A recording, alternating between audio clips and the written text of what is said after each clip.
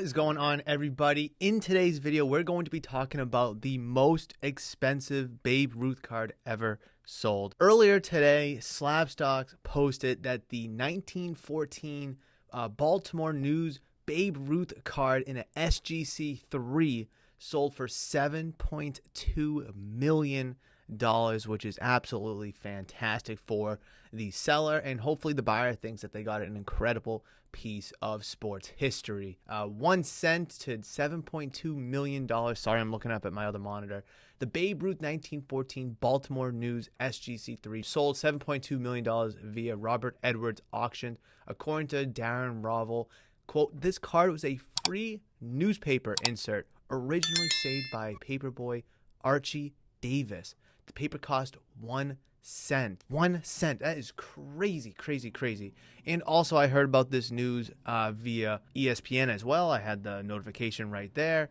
Dan Hajducky wrote this article and came out literally at 1:17 on December 4th, on Monday, the day I'm recording. And I do want to read this article and just really give you my thoughts, because I've been clamoring for more media outlets to cover sports cards, the hobby, and we have such a thing. What was it? Julio Rodriguez was on the cover of Series 1 at the beginning of the year, and ESPN made a article about it. So it's just good to see the hobby getting some attention outside of me making videos and other influencers you may watch. So it's just really good to see. So let's just dive into this article by Dan. Headlined: 1914 Baltimore News Babe Ruth rookie card nets $7.2 million. Crazy. A 1914 Baltimore News Babe Ruth rookie card sold for $7.2 million, including the buyer's premium, just after midnight on Monday. So literally just sold. Well, at least I'm recording at 11 a.m. on Monday, so 11 hours ago. The third highest sum ever paid for a sports card. It narrowly missed the $7.25 million paid for a T206 Suite Caporal Hannes Wagner in August 2022. It's the most expensive Ruth item of all time. In 1914, a 16-year-old Baltimore paperboy named Archibald Davis collected baseball cards of his favorite Orioles. Then, an international minor league side distributed in daily papers, he fond of one depicting a 19-year-old born on Emory Street named Ruth. This is that card. Davis's card, 15 in total, would be passed down in the family for generations, often played with by children before they knew what they had for 107 years. The family loaned the card to the Babe Ruth Birthplace and Museum in Baltimore in 1998. They were on display until 2021, when they were sold privately. Overall, the card, quote, "Overall, the card was pretty well preserved.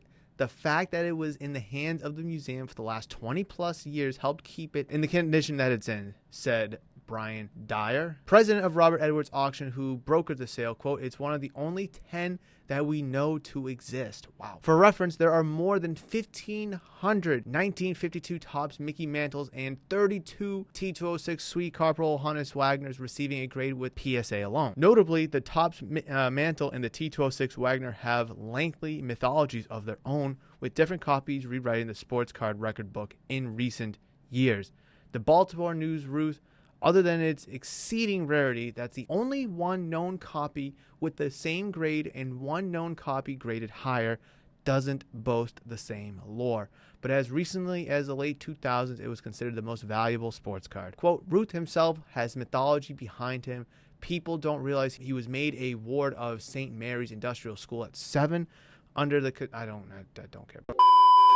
Per Dyer, the Ruth's card's existence wasn't really known until the 1980s, astounding for a name Dyer noted needs no introduction. When he quote, "When he sold the record-setting Wagner at $6.6 million in 2021, and we had people coming up to us, even at the National, asking, quote, 'Who is Hannes Wagner? Who? Why should we even care?' Dyer said, quote, 'Not a single person asks who Babe Ruth is, what his significance to the game is, to the hobby, or frankly to American culture. He transcends everything. We think the Ruth is the most significant card, and it has not had its moment in the sun yet, so to speak.' This is the first time in a decade that a Ruth rookie card has been up for sale. The last time one of these transcended in 2013 for $450,000, Dyer said. It's easier to buy an NFL item in the last decade than it has been to buy one of these cards, and I completely agree. That's a whole rant for another day.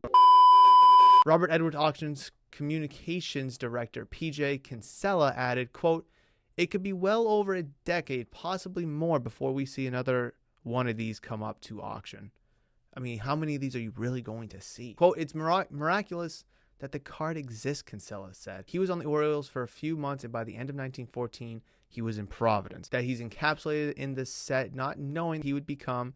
It's rather remarkable that he's on the card. The time in which they were able to give him was so minute. The Ruth card was graded 3 by card grader SGC. The 3 most expensive sports cards ever sold: the $12.6 million 1952 Topps Mickey Mantle card, the $7.25 million Wagner card, and now the $7.2 million 1914 Baltimore News Babe Ruth card have all been graded by SGC. That is crazy. All right, now let's take a look at Robert Edwards Auctions on November 6th. They posted the card front and back, and they said, "One of the world's rarest and most revered baseball cards, the 1914 Baltimore News Babe Ruth rookie card, is coming to Robert Edwards Auctions fall auction beginning November 17th. One of only 10 examples in existence. It is expected to sell for upwards of $10 million or more." Now, that's a very bold claim, because obviously there's only been one card to have done that, the Mickey Mantle. So the card did end, and it only ended for $7.2 million. Now, what does that say? Is it just because it's Babe Ruth? Is it because it's SGC? Is it because of the market? Is it because of the economy? Whatever it may be. I think it's a little bit of everything. But I am going to throw the grading out the window, though. I mean, if it was a PSA 3, I don't think it would have done anything else. I mean, again, the article that we just read on ESPN just mentioned that the Wagner and the Mantle are both graded by SGC. So it's clearly not an SGC issue. They clearly can bring in high-valued vintage cards and sell them for said high value. So it's not a grading thing. Now, if this card was up for auction 2-3 years ago, I would not be surprised if it was a $10 million card. I really wouldn't be. But I do think that the economic situations, inflation, and obviously a down market kind of play a factor into all that. But at the end of the day, it's a Babe Ruth card, and it's sold for $7.2 million. You're never going to see these. You're just not going to see them. I mean, what would it go, 10 years since the last Babe Ruth rookie card? I mean, that is absolutely crazy, and it's really, really cool to see just history, lore, just something really, really awesome and special for this hobby. I'm very curious to see what the next big card is going to be that pops up on the market. Again, will it be another Mantle? Will it be a Wagner, a Ruth?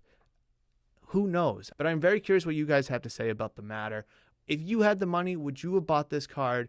Obviously, it is a steep, steep price tag, but is it worth it long term? Is it something you just want to look at? Or is it not even worth it at all? Should somebody be paying $7.2 million for a quote-unquote better investment?